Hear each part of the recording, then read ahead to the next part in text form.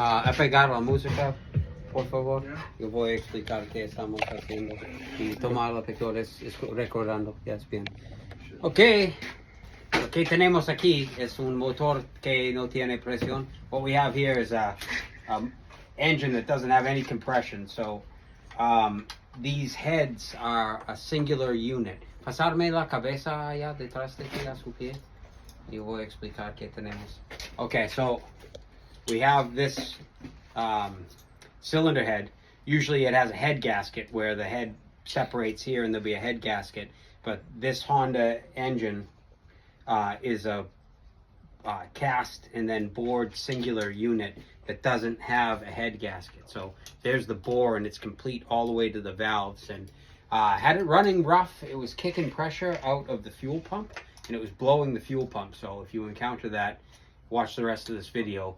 And what we did is we took it apart, we changed the fuel pump, it blew the fuel pump again. We took it apart, I put another fuel pump in, it blew the fuel pump again. So then I lashed the valves thinking that there was a problem with the valves. And then here you have the rocker arms. You can see right here, and the rocker arms control the valve springs.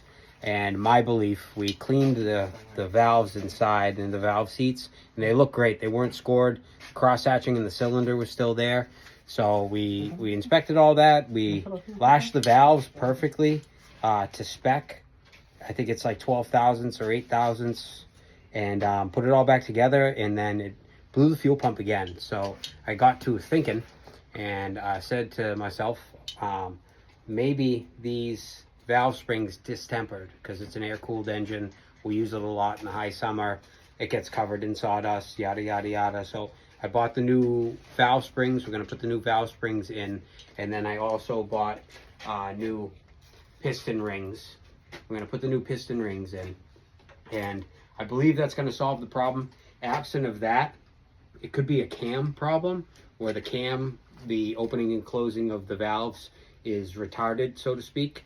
And it's not opening and closing at the appropriate time, and that little window of valve overlap is causing compression to enter through the intake valve and then blow the fuel pump. So hopefully this video saves you a little bit of work, because we've gone at this 3 times and it's a pain. And if you want to puede puntar la cámara a la chasis de la transitador, we took the motor off of the